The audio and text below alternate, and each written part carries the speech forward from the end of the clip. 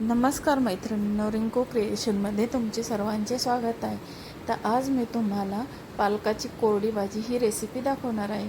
तर या भाज्या आपण टिफिनसाठी सुद्धा वापरू शकतो। त्यामुळे अशा प्रकारे कोरडी भाजी केली तर मुलांना यापासून आयर्न पण मिळते आणि भाजी पण खूप टेस्टी होते आणि मुलंसुद्धा आवडीने खातात। चला तर मग मी एक पालकाची जुडी स्वच्छ धुवून अगदी बारीक चिरून घेतलेली आहे।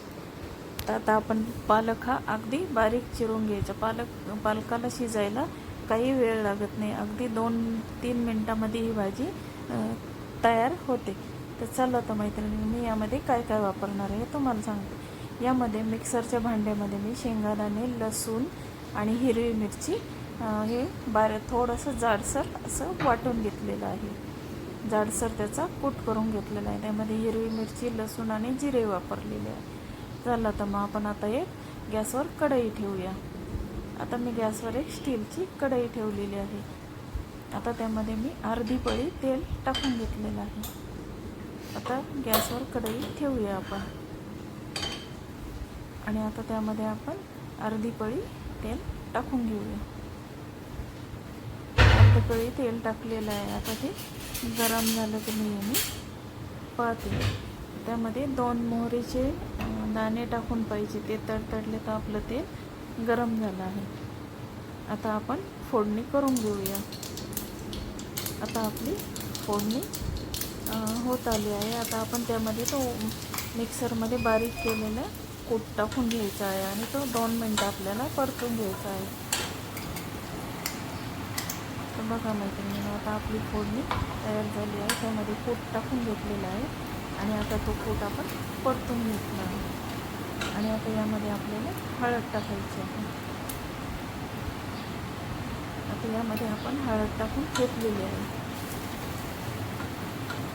आता त्यानंतर आपल्याला त्यामध्ये ती आपण बारीक चिरून ठेवलेली पालकाची भाजी टाकून घ्यायची आणि व्यवस्थित असं हलवून घ्यायचं, एकजीव करून घ्यायचं आहे। सर्व भाजीला तो मसाला लागेल या प्रकारे आपण तो व्यवस्थित असं हलवून घेणार आहे। बघा मैत्रिणींना, आपण आता यामध्ये सर्व भाजी टाकून घेतलेली आहे आणि आता व्यवस्थित आपण ती हलवून घेऊया। मैत्रिणींना, तुम्हाला माझे व्हिडिओ आवडत असतील तर माझ्या चॅनलला लाईक, शेअर आणि सबस्क्राईब जरूर करा। आता आपण ती भाजी व्यवस्थित अशी हलवून घेतलेली आहे आणि आता त्यामध्ये आपण थोडंसं मीठ टाकणार आहोत। त्यामध्ये मीठ टाकून आपण पालकाच्या भाजीला मीठ हे नेहमी थोडं कमी टाकायचं, कारण भाजी ही खारट असते। आता त्यामध्ये आपण मीठ टाकून घेतलेलं आहे। आता ते व्यवस्थित आपण 2 मिनटं तिला फक्त शिजू द्यायची।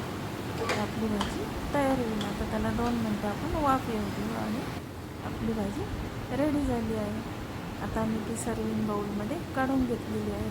बघा मैत्रिणींना, अशा प्रकारे ही टिफिनसाठी पालकाची भाजी रेडी झालेली आहे। तुम्हाला रेसिपी जर आवडली असेल तर माझ्या चॅनलला लाईक, शेअर आणि सबस्क्राईब जरूर करा। धन्यवाद।